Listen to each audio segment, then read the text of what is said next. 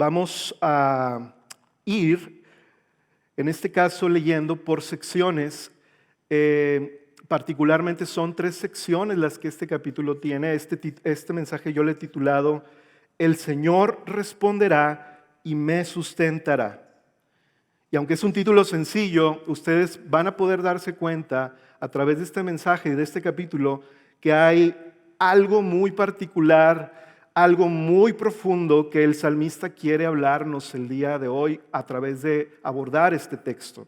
El Señor quiere que nosotros nos demos cuenta que la palabra de Dios no nada más es un mensaje para instruirnos mentalmente o con conocimiento para nosotros ir mejorando ciertas áreas de nuestra vida, que vamos teniendo control de ellas, sino también quiere el Señor que nos demos cuenta que es importante para el Señor nuestro sentir y lo que estamos viviendo en medio de duras pruebas y difíciles pruebas. En una semana casi ya se van a cumplir 20 años de los hechos más violentos, o uno de los hechos más violentos que nos ha tocado vivir como generación. Estoy hablando de los atentados del 11 de septiembre en Estados Unidos, donde un grupo radical, como ustedes saben, entre otras cosas, hizo estrellar 2 aviones sobre unos edificios, matando así 3,000 personas al menos en ese acto. Y hace 5 años, esto es 15 años después de ocurridos estos hechos, se publicaron o salieron a la luz, se hicieron públicas fotografías referentes a el equipo cercano del presidente y al presidente de los Estados Unidos, a George Bush, que denotan imágenes sumamente aterradoras, angustiantes en las expresiones de sus rostros. Estas fotografías, básicamente este fotógrafo cercano al equipo quiso documentar lo que ese día sucedió en los círculos privados del equipo del presidente. Uno puede observar escenas dramáticas de angustia, de estrés, de terror, rostros desencajados, particularmente el rostro del presidente, confundido, angustiado, temeroso y airado a la vez. Él se encontraba en una escuela primaria en Florida cuando le dieron aviso de estos sucesos, y lo primero, en una entrevista que le hacen, lo primero que él vino a su mente, lo primero que él pensó después de que le informaron esto fue: ¿quién haría algo así? Y yo creo que cada uno de nosotros, los que nos tocó vivir ese tiempo, podemos hasta incluso recordar qué estábamos haciendo cuando esto pasó y cuando nosotros vimos estas cosas. Al abordar este Salmo 55, vamos a darnos cuenta que este salmo describe una situación de una crisis similar, pero en este caso para el rey David y el pueblo de Israel. Y no solamente algo similar, sino incluso creo que se trata de algo mucho peor y más doloroso, porque no solamente es el ataque del enemigo, sino cuando una guerra surge desde adentro de tu propio equipo, desde dentro de tu círculo más cercano. Este salmo es un mástil, como recordaremos, ya hemos abordado otros salmos, que significa que son salmos de contemplación, pero también son salmos que fueron diseñados, en este caso por el salmista, por el rey David, para darnos una instrucción de cómo responder, de cómo reaccionar ante angustias como las que vamos a ver en unos momentos más. Tiene el propósito de ver cómo una persona, cómo un hombre, cómo un siervo de Dios puede responder al embate de una conspiración, de una traición y de persecución, pues no de enemigos, ¿verdad?, sino de personas que estaban cerca de ti y que ahora se han convertido en tus enemigos. La mayoría de los comentaristas refieren que David fue el que escribió este salmo y que el contexto que se escribió este salmo fue en la época de la rebelión de su hijo Absalón. Y no solamente a Absalón, sino que también aconsejado por un líder y amigo cercano de David, que fue parte importante de la conspiración.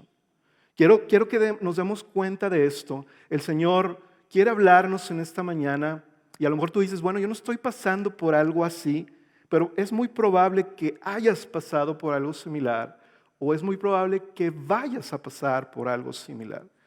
Aquí la pregunta clave no es si vamos a vivir este tipo de situaciones, porque en la Biblia vemos personas que aman a Dios, que han enfrentado este tipo de angustias y aflicciones. La pregunta clave es cómo las vamos a enfrentar y cómo vamos a responder cuando éstas lleguen. Muchos de nosotros pensamos que tenemos el control de nuestra vida en muchas áreas y el Señor nos quiere mostrar que estamos y somos tan vulnerables en este mundo y que Él es el único que en su gracia y su poder puede sostenernos, porque podemos estar a una llamada de distancia, a un correo de distancia de que el rumbo de nuestras vidas cambie por completamente. De esos problemas que no puedes prevenir, de esas situaciones que son repentinas, el Señor quiere enseñarnos en este día. Y son 3 secciones por si tú gustas identificar. La primera sección del versículo 1 al 8 es la búsqueda del Señor ante la angustia.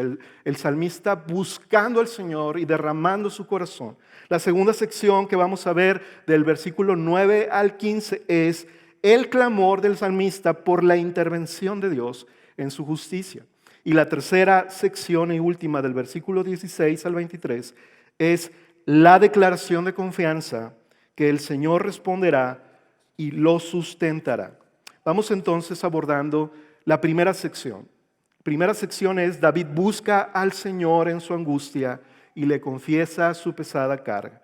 Lee conmigo el versículo 1 y 2 de este salmo. Dice el salmista: escucha, oh Dios, mi oración, y no te escondas de mi súplica. Atiéndeme y respóndeme. Conmovido estoy en mi queja y muy conturbado. En esta primera parte, en estos 2 versículos, podemos ver que el salmista, lo primero que él está haciendo es hacer notar que las emociones están a flor de piel y que lo primero que él hace, la primera reacción que él tiene, parece algo como muy básico para nosotros, pero yo no quiero dejarlo pasar, es él busca al Señor. Él va en oración, Él va en súplica tras aquel que Él es el único que sabe que puede responder y puede sustentar y puede recibir esa súplica en la cual Él se encuentra. Debemos recordar, hermanos, que esto no es una adversidad cualquiera. Estamos hablando aquí de que el propio hijo de David está en búsqueda de Él para destronarlo, y no solamente para destronarlo, para matarlo. Quiero que pienses en esto por un momento. Se trata del hijo de David, se trata de tu hijo que está buscándote para dañarte. Aquel que ha vivido contigo, aquel que has criado, aquel que confías muchas cosas en él, aquel que le has tomado fotos de perfil en tu muro. Y ahora, de pronto, te enteras que viene en una conspiración para quitarte de su camino y matarte. David está abriendo el corazón al Señor y podemos notar su desesperación, podemos notar su ansiedad en estos versículos. Él al decir: conmovido estoy con mi queja, estoy conturbado. Y esto que es básico para nosotros, tal vez no sea tan básico cuando estamos en medio de una situación así. Hay 2 maneras de responder que no son las adecuadas, que son equivocadas cuando nos está pasando algo similar a esto. La primera reacción puede ser que nosotros caigamos en un ensimismamiento, en una tristeza muda, que no hablemos con nadie, que no busquemos al Señor, que todo lo estemos guardando para que de pronto el peligro sea que esto se convierta rápidamente en rencor, amargura y odio para nuestra vida. Pero hay una segunda forma de reaccionar, y es que en lugar de guardártelo, lo quieras abrir y lo quieras expulsar, pero no con Dios, sino con cualquier otra persona a tu alrededor. Abrir el corazón primero a otras personas no necesariamente nos va a guiar a un buen lugar. Es bueno poder ir con otras personas, es bueno pedir consejo, pero el Señor quiere que sea Él el primero que en donde derramemos nosotros nuestra angustia. Y la razón de esto, hermanos, es porque las personas que tenemos alrededor, cuando escuchen nuestro sentir, pueden verse tentadas a hablarnos cosas que no tienen un consejo muy, muy apropiado, por darnos, por nuestro lado, dirían por ahí, por sentirse identificados con nuestro dolor, pueden decirnos, sí, pobre de ti, sí, cierto, mira, haz esto, haz lo otro, y nosotros estar nublando nuestra vista de lo que el Señor quiere hacer en medio de esa dificultad. El salmista está conmovido y fíjate que hay una palabra que de pronto en el versículo 2 nos puede hacer ruido, que es la palabra queja. El salmista se estaba quejando y uno puede decir, ¿por qué se está quejando el salmista? No es bueno quejarse. Mira esto, el salmista está trayendo la queja ante el Señor. Él no se está quejando del Señor. Él no se está quejando de lo que Dios está permitiendo. Él está trayendo su propia petición, su propia angustia, su propia queja delante de Él. Hay una diferencia en eso. Y la palabra queja también significa un movimiento sin descanso. Cuando nuestro corazón empieza a latir fuertemente y reaccionamos por sin ningún lado. No sé si te ha pasado alguna vez esto, ¿verdad? Que recibes una noticia y de pronto empiezas a hablar y de pronto empiezas a reaccionar. ¿Cómo es que pasó esto? ¿Por qué dejaron que permitieran eso? ¿Y ahora qué voy a hacer? Y la gente alrededor te puede ver y decir, ¿qué está pasando? Su corazón está conmovido. No puedes hacer nada más que gemir y hacer ruidos de lamento. Y sabes, el salmista no estaba solamente preocupado por el mal presente, sino también él estaba viendo la tormenta que habría de llegar para su vida, pero también para la ciudad de Jerusalén, la que él gobernaba. Mira el versículo 3. El versículo 3 es donde el salmista está diciéndole la razón de esta angustia. Lee conmigo el versículo 3. A causa de la voz del enemigo, por la opresión del impío, porque echan iniquidad sobre mí y con furia me persiguen. David está mencionando, Señor, es un enemigo, pero con un arma en particular de este enemigo. No sé si lo notaste, pero es la voz del enemigo. El salmista, el rey David no está diciendo, se trata de su mano, se trata de su fuerza física, se trata de su poder militar de este enemigo. No, se trata de la voz. Lo que está haciendo notar es que esta voz es un ataque a través de murmuraciones, a través de engaños, a través de calumnias y descalificaciones verbales que están golpeando y que han estado golpeando la vida del rey David durante este tiempo para ocasionar un conflicto. Absalón estuvo, dice la Biblia, ganando con engaños el corazón del pueblo de Israel por más de 4 años, poniéndose afuera de la casa de David, recibiendo al pueblo de Israel que traían asuntos para juzgar, para que el rey los juzgara, y Absalón los recibía y él decía, no, el rey está muy ocupado, no los va a recibir. ¿Quién diera que yo fuera tu juez? Yo te atendería, yo te escucharía. Y en un momento dado, Absalón, después de estos 4 años, le dice a su padre, padre, déjame ir a Hebrón, tengo que pagar un voto, hice un voto con Dios, déjame ir a Hebrón. David dice, ve en paz. Notemos estas palabras, ¿verdad? David siempre fue un hombre que fue incrementando su crecimiento y madurez del Señor, y era su hijo, y le dice, ve en paz, claro, ve adelante. Y en Hebrón, en ese lugar, es donde Absalón se revela abiertamente, y ahí nos damos cuenta de un enemigo que estaba unido a él, el cual era Aitofel. Su nombre, el de este enemigo adicional, que era amigo íntimo de David, consejero de David, era Aitofel. Mira, segundo libro de Samuel 15:12 en la pantalla, te lo leo.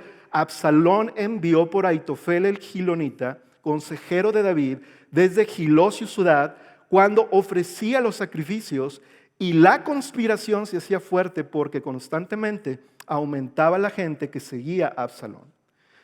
Entonces el salmista está diciendo, se trata de la voz, no se trata de la fuerza, se trata de ruidos audibles, se trata de palabras directas en contra mía. Y no solamente de mi hijo, se trata también de otro cercano a mí, por si fuera poco, ¿verdad?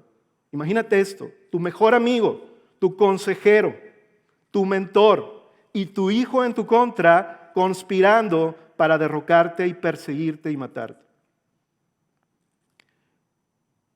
Esta opresión es un paralelismo de ruidos que ocasionan estrés y conflicto interior. Estos enemigos no nada más estaban buscando derrocar a David, estaban queriendo sembrar la angustia en él. Estaban queriendo causarle un conflicto, una parálisis emocional y mental para no pensar adecuadamente. Mira el versículo 4 y 5, esto es lo que nos denota. Angustiado está mi corazón dentro de mí, dice David, y sobre mí han caído los terrores de la muerte. Terror y temblor me invaden y horror me ha cubierto. David nos está describiendo un sufrimiento inigualable. Viendo hacia adentro de él, se da cuenta que no puede sobrellevar esto. ¿Te ha pasado alguna vez esto? Hay problemas que de pronto llega a un límite en donde no puedes llevar, no puedes ni pensar, no puedes ni saber qué es lo que vas a hacer en los siguientes 5 minutos de tu vida. Y en medio de esta horrible conspiración, dice también segundo libro de Samuel 15:30, esto: David subía a la cuesta del monte de los olivos y mientras iba, lloraba con la cabeza cubierta y los pies descalzos. Entonces todo el pueblo que iba con él cubrió cada uno su cabeza e iban llorando mientras subían. Los comentaristas dicen que este es el momento donde probablemente David escribió este salmo. David se encontraba en su palacio y al oír esta noticia no está huyendo, simplemente está recurriendo al lugar donde él va en búsqueda de Dios, al monte de los olivos, a la orilla de la ciudad. Y él no está huyendo, va con su gente y él va a buscar al Señor. Él va a derramar su alma al Señor. ¿Sabes que un elemento importante de la oración que muchas veces solemos olvidar, hermanos, es que nuestras oraciones deben de incluir nuestro sentir y todo lo que tenemos dentro y expresárselo al Señor? No nada más pedir y no nada más decir, Señor, interven, Señor, haz, Señor, te pido, sino decir, Señor, así me siento, así estoy, Señor, ayúdame. Esto es un elemento muy importante en nuestra vida de comunión con Dios. Que las oraciones de pronto se pueden volver como una lista de peticiones cuando realmente el Señor lo que quiere es que tengamos comunión con Él, expresándole lo que estamos sintiendo, de la misma manera que podemos nosotros ver cómo este hecho, este episodio anticipa proféticamente lo que Jesús también haría en Jerusalén cuando Él va en esta última parte de su vida para ser entregado, para ser traicionado. Va a orar al monte de los olivos también para encontrarse con el reposo de su Padre y encontrar la fortaleza para hacer la voluntad de su Padre. ¿Te fijas? Hay elementos proféticos por todos los salmos. Este es uno de ellos. Podemos ver aquí un rey afligido que va en búsqueda de Dios, que anticipa a Jesús, el Hijo de Dios, el Rey del universo, que está también y que también iba a buscar a su Padre casualmente en ese mismo lugar. Mira lo que dice el versículo 6 al 8. Esto es algo que el salmista expresa en esta última parte de esta primera sección. Y dije, ¿quién me diera alas como de paloma? Volaría y hallaría reposo. Ciertamente huiría muy lejos. Moraría en el desierto. Me apresuraría a buscar mi lugar de refugio contra el viento borrascoso y la tempestad. Así como David, hermanos, nosotros, ante una crisis, lo primero que puede venir a nuestro corazón y el deseo que brota de nuestro corazón en la carne es huir y escapar de todo. David reconoce que él desea huir, pero nota esto, es importante, pero no lo hace. No está huyendo, él está permaneciendo, pero él le expone al Señor su deseo. Señor, esto es lo que siento, esto es lo que quisiera hacer, pero no lo voy a hacer, pero no lo estoy haciendo. Se desahoga con el Señor y le da a entender, en pocas palabras, que fuera de su voluntad no puede estar. Le dice al Señor que desearía volar, que le diera alas como de paloma, pero el Señor quiere que David y quiere que nosotros tengamos alas, pero no para escapar, sino para perseverar en medio de la tormenta. Sabes que al igual que David, el Señor quiere que nosotros nos demos cuenta que hemos sido llamados a enfrentar la tempestad, a dejar que los enemigos y las tormentas derramen su furor, porque el Señor no nos ha dejado solos. Amén. O no nos sentimos así muchas veces y deseamos huir. Y el problema, hermanos, es que a veces esa expresión y ese deseo, en lugar de decírselo al Señor, se le decimos a otras personas, y eso no es lo más sabio, porque a otras personas van a tropezar o pueden darnos un consejo inapropiado. Pero es con el Señor donde podemos expresar esto, porque Él es el que nos va a fortalecer. Porque como dijo el profeta Isaías, los muchachos se fatigan y se cansan, los jóvenes flaquean y caen, pero los que esperan en el Señor tendrán nuevas fuerzas, levantarán alas como las águilas, correrán y no se cansarán, caminarán y no se fatigarán. Si vamos a pedir alas, hermanos, que no sean de paloma. Pero podemos decirle al Señor, Señor, me siento con ganas de que me des alas de paloma para rápidamente huir, para salir de esta bronca, para salir de este problema, para salir de esta situación. No sé cómo me metí en esto. No sé por qué vine a dar en esto, Señor. Pero el Señor dice, yo te quiero dar alas de águila para que atravieses la tormenta, no para que la abandones. Todos estos versos del versículo 6 al 8, hermanos, denotan que están conjugados en un tiempo, para los que saben español aquí, pospretérito, que es un futuro hipotético. Esto no es lo que David va a hacer, pero esto es lo que David está expresándole al Señor hacer, y esto es válido. El Señor recibe esa oración, el Señor está escuchando esa oración. Y esto nos habla de que David ya ha estado madurando. David aquí en este texto es un rey ya consumado, es un hombre viejo ya. Y se nota cómo el Señor ha estado trabajando en su carácter. Ya no es el joven que estaba en el desierto, que atacaba cualquier clase de animales confiando en el Señor aventadamente, ¿verdad? Ahora ya es un hombre que se conduce de una manera que el Señor le ha ayudado y le ha hecho aprender a abordar las angustias. Y eso es lo que necesitamos nosotros también, hermanos. A veces nosotros podemos anhelar, incluso como dice David, volver al desierto. Para David, volver al desierto, que es una petición que le hace al Señor, una expresión de su deseo, es como decir, me gustaría volver a donde yo estaba joven y no había ninguna bronca. La única bronca era, pues, ahí conseguir la comida, entrar en una bronca con un oso, con un león, pero no con una conspiración que viene desde dentro de mi casa. ¿Te has sentido así alguna vez de decir, me gustaría regresar a esos tiempos donde yo jugaba fútbol en la calle y lo único que nos preocupaba era ver quién iba a pichar la coca, ¿va? Quién iba a pagar o a disparar la coca? No sé cómo se dice aquí, es una palabra con un modismo, ¿verdad? Esas eran las preocupaciones de nosotros. Y ahora, a veces con esos problemas decimos, Señor, déjame regresar, haz volver el tiempo.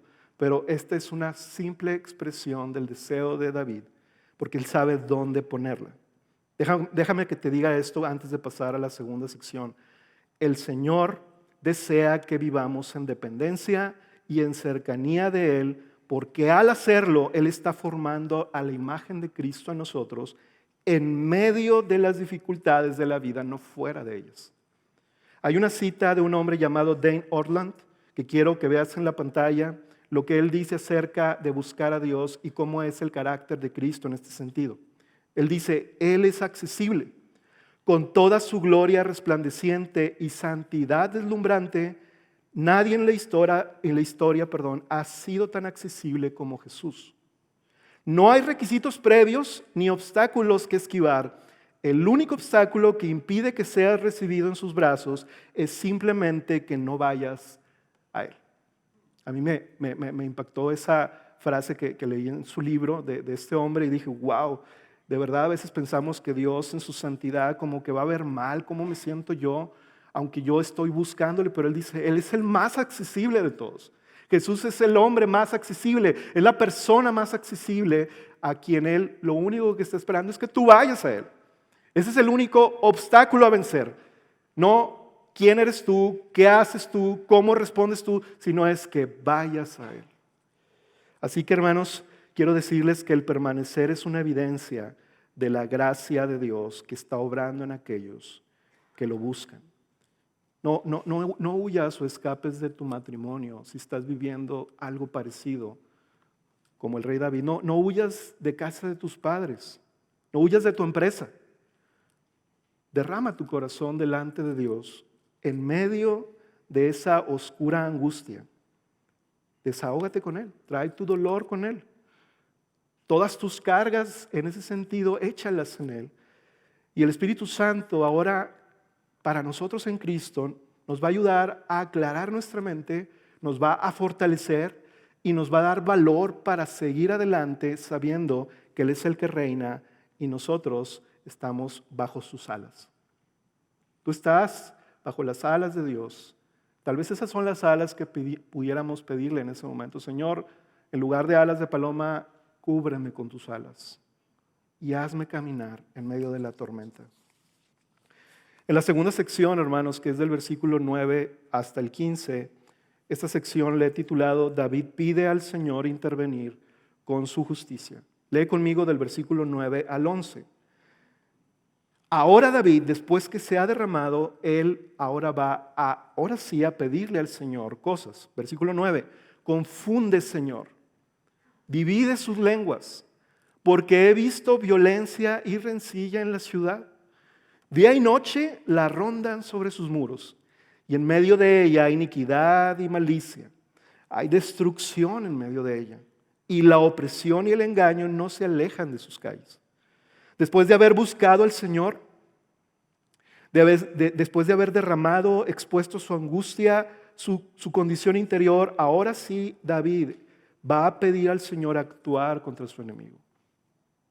David no está reaccionando visceralmente y está simplemente pidiendo en su enojo algo. Confúndelos, Señor, divídelos, atácalos. No, David está con esa mente aclarada después de estar en la presencia del Señor, está orando como tú y yo debemos de orar, informado por la palabra de Dios, orando de acuerdo a la palabra de Dios. David aquí está haciendo una alusión directa a un episodio pasado en donde Dios también intervino sobre la voluntad de hombres que se estaban resistiendo a Él. Y este pasaje es precisamente el pasaje de la Torre de Babel. En Génesis 11:4, déjame decirte lo que sucedió ahí rápidamente. Dice que los hombres dijeron, vamos, edifiquemos una ciudad y una torre cuya cúspide llegue hasta los cielos y hagamos un nombre famoso para que no seamos dispersados sobre la superficie de toda la tierra. Y alguien puede decir, ¿y qué tiene de malo eso, verdad? Bueno, el detalle es que el Señor había mandado a los hijos de Noé y a toda la humanidad después del diluvio a dispersarse y a llenar toda la tierra. Váyanse por toda la tierra. Y estos hombres lo que hicieron es, me gusta esta llanura, me gusta este lugar, aquí nos quedamos. Oye, pero el Señor nos mandó a otro lado, no importa, aquí nos quedamos. Y vamos a hacer una torre y vamos a hacerla para hacernos un nombre famoso. Y en el versículo 9 de ese mismo pasaje de Génesis dice cómo el Señor responde. Por eso la ciudad fue llamada Babel, porque ahí el Señor confundió la lengua de toda la tierra y de ahí el Señor los dispersó sobre la superficie de toda la tierra. Y así como el Señor hizo con los seres humanos en Babel, que fue a juzgar y a intervenir poderosamente para que se hicieran sus planes, el rey David está pidiendo en este momento, en este pasaje, en estos versículos 9 al 12, lo mismo. Señor, interven tú en tu justicia para que se cumplan tus propósitos, tus planes y tu voluntad y no los míos. ¿Te fijas que es bien diferente? A veces cuando leemos la Biblia, no sé si eres como yo que de pronto agarramos la Biblia y vemos algún salmo y nos topamos de pronto con peticiones así bien fuertes, va a decir, ay, caray, ¿qué está pasando con David? ¿Por qué pide esto?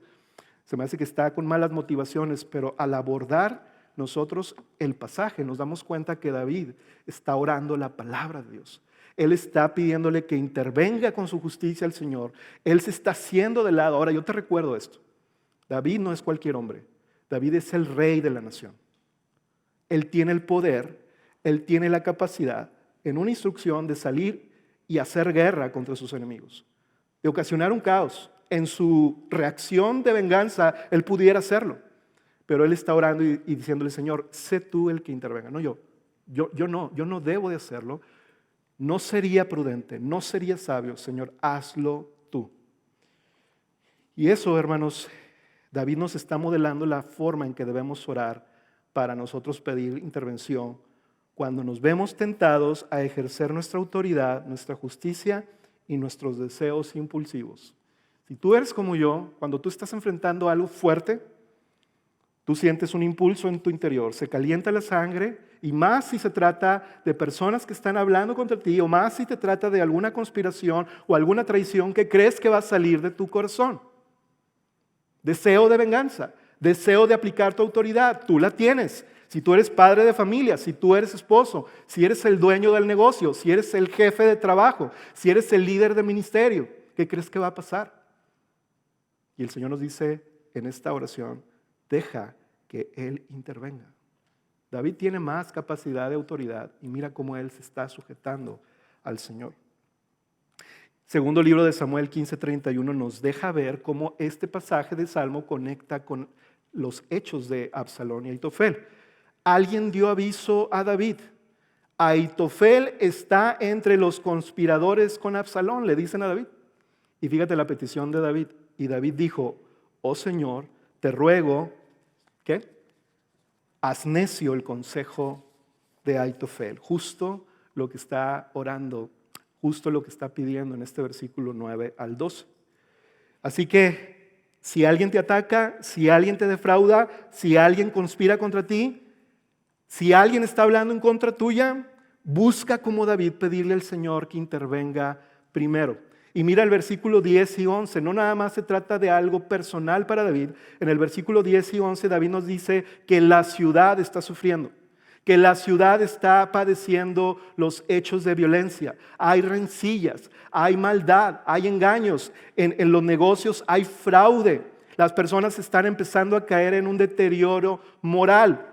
Por causa de estos acontecimientos de rebelión, la gente está tomando partido, la gente está diciendo, no, se me hace que el rey está mal, se me hace que Absalón está bien, y luego aparte ya Aitofel se unió con ellos, se me hace que ellos son los que están bien, y empieza a haber un deterioro moral. David está viendo eso y dice, Señor, mira cómo está la ciudad. No se trata de mí, se trata de tu pueblo, se trata de que tú esta ciudad la levantaste para que se diera gloria a tu nombre en todas las naciones. Es una ciudad de paz. Nosotros representamos tu nombre y mira cómo está pasando esto. ¿Te fijas cómo David no está siendo egoísta? Él está diciéndole al Señor, se trata de tu pueblo, Señor. Y ahí podemos notar cómo David está intercediendo por Jerusalén, mostrándonos el corazón de un verdadero pastor y líder que ha sido puesto por el Señor. Ahora, a continuación, versículos 12 al 14, hermanos.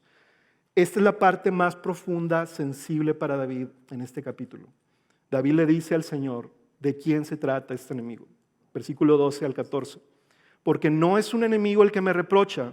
Si así fuera, podría soportarlo. David está acostumbrado a pelear contra sus enemigos. Versículo 12, todavía, ni es uno que me odia el que se ha alzado contra mí. Si así fuera, podría ocultarme de él.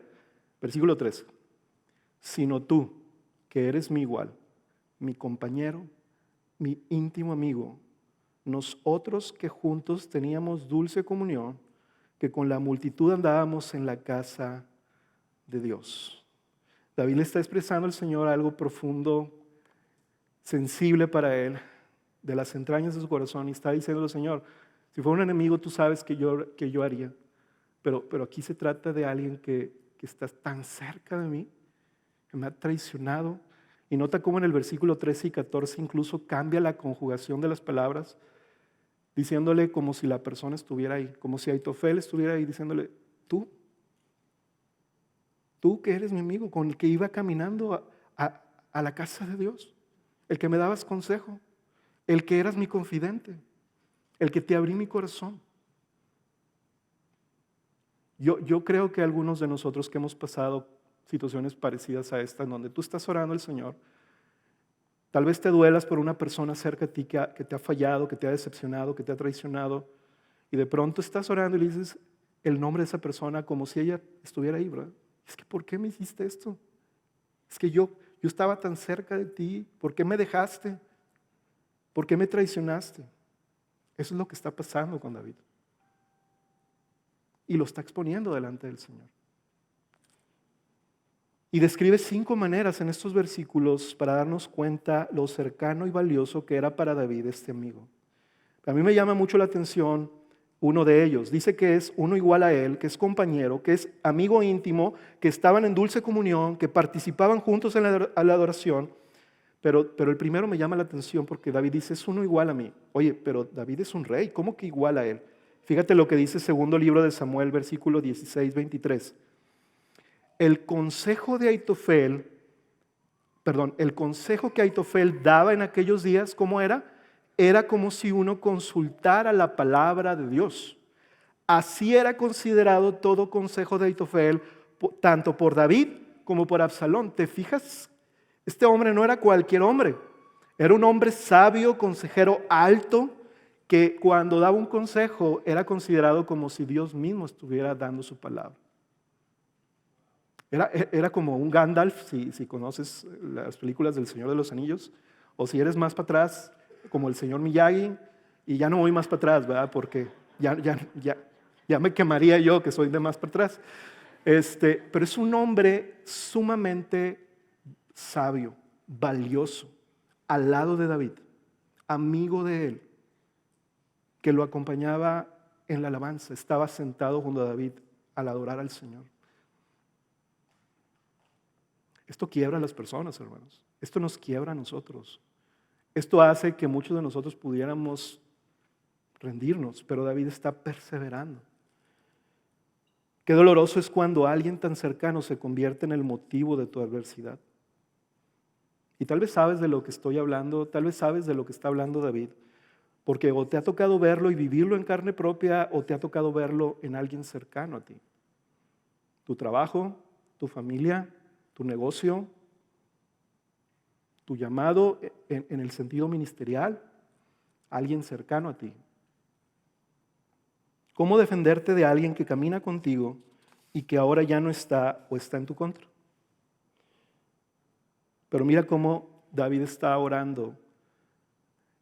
Lo único que te puedo decir en esto, antes de cerrar esta segunda sección en el siguiente versículo 15 es, aunque David está sacando lo más profundo de su corazón, lo está haciendo con la persona y en el lugar adecuado, porque Él es el único que puede brindarle lo que David necesita en ese momento.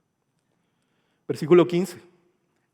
David termina su petición después de este paréntesis doloroso y le dice que la muerte sorprenda a mis enemigos, que desciendan vivos al Seol, porque la maldad está en su morada en medio de ellos.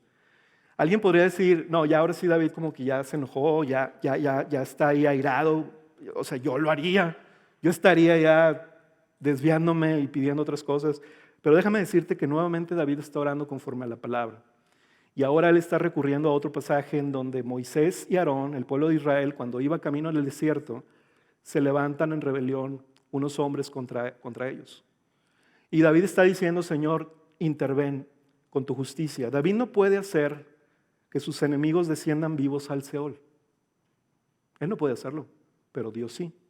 Y lo que está haciendo es diciéndole, Señor, haz tu voluntad. Si tú me has puesto a mí, así como pusiste a Moisés y Aarón en el pasado, y tú los confirmaste y tú los sostuviste, yo te pido, haz tu justicia en este asunto para conmigo. Incluso en Números capítulo 16, versículo 28 y 30, Moisés dice esto: en esto conocerán que el Señor me ha enviado para hacer todas estas obras. Y fíjate, subrayo lo que sigue, y que no es iniciativa mía, dice Moisés. Esto no se trata de nosotros, le dice al pueblo de Israel. Nosotros no nos pusimos solos aquí, nos puso el Señor, versículo 30. Dice, pero si el Señor hace algo enteramente nuevo y la tierra abre su boca y los traga con todo lo que les pertenece y descienden vivos al Seol, entonces sabrán que estos hombres han despreciado al Señor. Esto no se trata de despreciar nuestro prestigio, hermanos. Esto no se trata de nuestra reputación. Esto no se trata si a nosotros van a hablar mal de nosotros. Esto se trata de que desprecian al Señor. Y David está diciendo, Señor, si esto que me está pasando a mí ahorita resulta en un desprecio de tu nombre y en un desprecio de tu pueblo, interven tú, Señor. Interven tú. Igual tú deberías y yo deberíamos orar de esta manera. Señor, yo puedo corregir las cosas. Yo me encargo de esa persona. Yo hago y deshago. En lugar de eso decirle, Señor, interven tú. Tú me pusiste aquí. Tú sosténme, Señor. Tú interven. Yo tal vez si lo haga, me voy a ver impulsado a hacer cosas equivocadas. Si la tierra se abrió y tragó vivos a estos hombres, es porque el Señor consideró esto como algo de gran maldad. Justo lo que David está diciendo que está ocurriendo en la ciudad. Hay maldad.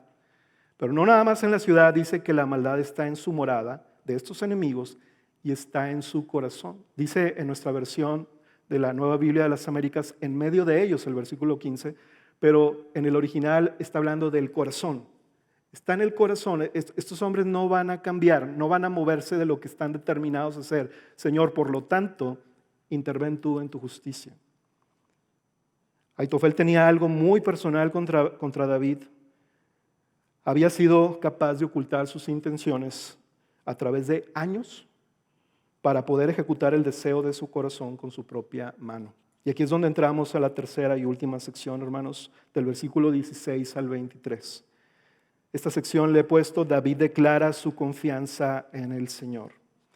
Pareciera que aquí David, en los versículos 16 al 19 que vamos a leer, ha terminado su oración y ahora se propone enseñar a su audiencia cuál es su postura ante esta situación y enseñarnos a nosotros cuál debe de ser nuestra postura ante estas situaciones. Versículo 16 al 19. En cuanto a mí, a Dios invocaré y el Señor me salvará. Tarde, mañana y mediodía me lamentaré y gemiré. Él oirá mi voz. En paz redimirá mi alma de la guerra que hay contra mí. Pues son muchos los que están contra mí. Dios oirá y les responderá. Él que reina desde la antigüedad, porque no hay cambio en ellos, ni temen a Dios. David está afirmando su postura y está diciendo: ok, Señor, después de haberte buscado, derramado mi corazón, toda mi angustia, mi deseo de huir, haberte pedido que tú intervengas en tu justicia, ahora a mí me toca invocarte porque yo sé que tú respondes y tú me salvarás. David está diciendo: ok, Señor, tú te encargas de mis enemigos y yo me encargo de buscarte a ti. Yo me encargo de buscar tu rostro. Yo me encargo de afirmar mi corazón en quién tú eres y lo que tú has hecho a favor de tu siervo. El rey David reconoce, hermanos, que su trono podrá estar en juego, pero el del Señor no está en juego. El del Señor, el trono del Señor está firme desde la antigüedad, dice el versículo 19. Y Él reina sobre todo el universo y su poder está a favor de los que le temen. La Biblia dice que Él atrapa a los sabios en su propia astucia y desbarata sus ingeniosas maquinaciones. Y mira cómo el Señor frustra el consejo de estos conspiradores. Segundo libro de Samuel 17:14, déjame leértelo. Dice que Absalón y todos los hombres de Israel dijeron: el consejo de Usai, que era otro hombre, el arquita, es mejor que el consejo de Aitofel. Absalón ha escuchado el consejo de Aitofel, le pareció muy bueno, y luego dicen: pero vamos a escuchar también a Usai. Y ahí es donde Absalón dice: nos parece mejor el consejo de este otro hombre. ¿Y por qué sucede eso, hermanos? Ahí dice el versículo 14 también: pues el Señor, segunda de Samuel 17:14, pues el Señor había ordenado que se frustrara el buen consejo de Aitofel para que el Señor trajera calamidad sobre Absalón. Parece una película esto, ¿verdad? Pero es la vida real, hermanos. El Señor está interviniendo y frustrando el consejo de los más hábiles, de los más ingeniosos. Y cuando Aitofel había dicho un buen consejo, por alguna razón, que la Biblia dice que él gobierna las intenciones y las decisiones de los gobernantes, Absalón dice: bueno, vamos a ir a otro también. Me gusta más este. Y eso fue el acabose y la frustración de toda esta maldad, porque no fue escuchado y fue frustrado el consejo de Aitofel. Quiero decirte eso, hermano. El Señor guarda a los suyos, escucha sus oraciones y lo redime en medio de la persecución si perseveramos en buscarlo. El Señor responderá a favor de los que le temen. ¿Por qué? Porque su trono no está en juego. Su trono está firme, aunque el nuestro pueda tambalearse, aunque el nuestro pueda estar debilitado, aunque nuestras fuerzas nos fallen. Y en el versículo 20 y 21 nos describe cuál es el mayor problema de este enemigo, de este hombre consejero. y aquí podemos ver una conexión con el Nuevo Testamento, pero vamos a leerlo primero, 20 al 21. Dice David, aquel ha extendido sus manos contra los que estaban en paz con él. Ha violado su pacto. Las palabras de su boca eran más blandas que la mantequilla, pero en su corazón, en su interior había guerra. Más suaves que el aceite eran sus palabras, sin embargo, eran espadas desnudas. David está describiendo la raíz de maldad que está en su corazón, en el corazón de su enemigo, violando intencionalmente un pacto de paz con él. David estaba en paz con este hombre, era su amigo íntimo, claro que estaba en paz con él, pero él violó ese pacto intencionalmente. ¿Por qué? Porque había maldad en él. Él no solamente estaba siendo tentado por la ambición, había algo en su corazón albergado que estaba produciendo esta reacción de maldad. Y sus palabras de consejo, tan sabias, eran simplemente una cubierta de suavidad para poder ganar terreno con David y aprovecharse en el mejor momento. Tanto Absalón como Aitofel, su problema no era su ambición, hermanos. Su problema no era querer gobernar. Su problema principal fue su falta de temor a Dios. Yo quiero que escuches esto conmigo, porque a veces nos preguntamos ¿por qué vienen estas cosas? ¿Por qué surgen estas situaciones? Porque no hay temor de Dios en lo que hacemos. Tú no necesitarías firmar un contrato para saber que algo se va a cumplir. Deberíamos de confiar en nuestra palabra si hubiera temor de Dios. Pero como no hay temor de Dios, nosotros como seres humanos hemos tratado de idear diferentes maneras para que legalmente se hagan cumplir esas cosas. Si tú estás caminando en la voluntad de Dios, hermano, y en su propósito, y en el lugar que Él te puso, tú debes de descansar y confiar que nadie te va a poder tumbar si el Señor es el que te ha puesto ahí. Y hablo de tu familia, hablo de tu trabajo, hablo de cualquier circunstancia que estés viviendo. Tal vez tú estás conmovido como David, pero mira cómo David está confiando en lo que Dios es y en lo que Dios ha hecho y está derramando su corazón en él. Una última cosa que quiero decir para cerrar la conclusión en el versículo 22 y 23 es algo más de Aitofel. Aitofel, hermanos, era el padre de Eliam, uno de los valientes de David. Y no solo eso, Aitofel era el abuelo de Betsabé. Probablemente él nunca pudo lidiar con el rencor, el resentimiento o el odio que surgió cuando se enteró de lo que pasó con su nieta y con David. Probablemente eso lo anidó y no pudo perdonar, no pudo ir al Señor. Y tú te puedes dar cuenta cuáles son las consecuencias de alguien que no viene delante del Señor para rendir sus cargas ante Él. El versículo 23 del segundo del libro de Samuel 17 dice que Aitofel, al ver que no habían seguido su consejo, aparejó su asno, se levantó, se fue a su casa, a su ciudad, puso en orden su casa y se ahorcó. Así murió y fue sepultado en la tumba de su padre. Esta descripción nos deja ver, hermanos, de manera profética lo que Jesús habría de vivir con Judas Iscariote, el discípulo cercano que lo traicionó y lo entregó a sus enemigos.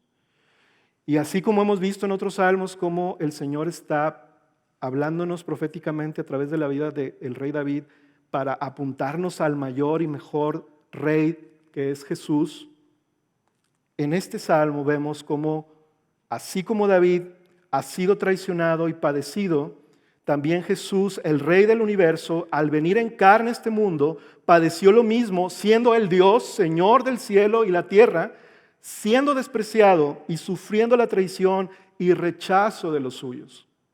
Pero todo esto ocurriría para que se cumpliera la voluntad de Dios, de que por medio de su traición Jesús fuera entregado para ser crucificado, muerto, pero resucitado también, y con esa obra triunfar sobre los enemigos más sanguinarios y violentos que ha habido sobre la faz de la tierra para la humanidad. ¿Cuáles son? El pecado, la muerte y Satanás.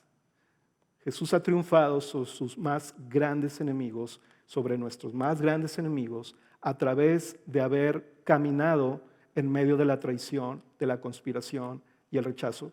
Y todo esto, ¿sabes por qué? Por amor de su pueblo y por la gloria del nombre de Dios. Versículo 22 y 23. En conclusión, vamos leyendo: echa sobre el Señor tu carga, y Él te sustentará. Él nunca permitirá que el justo sea sacudido, pero tú, oh Dios, harás caer a los malvados en el pozo de la destrucción. Los hombres sanguinarios y engañadores no vivirán la mitad de sus días, pero yo en ti confiaré. Amén. El salmista está concluyendo y dice de forma victoriosa y confiada: en base a todo lo que está pasándome, Señor, en la realidad de quien estoy viendo, también veo una realidad mayor, y es que tú eres el que está reinando, tú eres el que salva, tú eres el que redime en medio de la tormenta, incluidas las conspiraciones, pero tú eres quien me sustenta y me salva. Echa tus cargas sobre el Señor, hermano. Y en esta mañana yo quiero ir cerrando con este mensaje diciéndote: así también el apóstol Pedro en el Nuevo Testamento nos dice: echa toda tu ansiedad sobre Él, porque Él tiene cuidado de ustedes. Después de que hayan sufrido un poco de tiempo, el Dios de toda gracia, que los llamó a su gloria eterna en Cristo, Él mismo los perfeccionará, fortalecerá y establecerá. Esta última cita que quiero mencionarte para orar después de ella es una cita también de Dane Ortland diciendo esto. Velo en tu pantalla. El Señor no solo baja a nuestro encuentro en nuestro lugar de necesidad, Él habita y vive con nosotros en nuestra necesidad. Él nunca se cansa de levantarnos para darnos su abrazo. Es su disposición del corazón y se alegra de hacerlo. Yo quiero decirte, David fue librado y junto con él la ciudad de Jerusalén. De la misma manera que Jesús fue librado y junto con él toda su iglesia, de la cual ha recibido el beneficio de salvación por medio de la sangre preciosa de Cristo. Cierra tus ojos, por favor, y vamos a orar. Señor, qué maravilloso eres tú. Queremos echar nuestras cargas delante de ti, Señor. Ver este salmo nos pueda ayudar a identificar qué nos hace falta a nosotros al estar en comunión contigo, Señor. Tal vez es derramar nuestro corazón delante de ti. Tal vez es decirte lo que sentimos. Tal vez es pedirte que tú intervengas antes de que nosotros lo hagamos con nuestra propia opinión o con nuestra reacción visceral. Que tú seas el que intervengas. O tal vez sea que nuestro corazón necesite ser afirmado sabiendo que tú eres el que nos salvas, el que nos sustentas, porque tú respondes la oración de los tuyos, Señor. Haz esta obra en medio nuestro, Señor.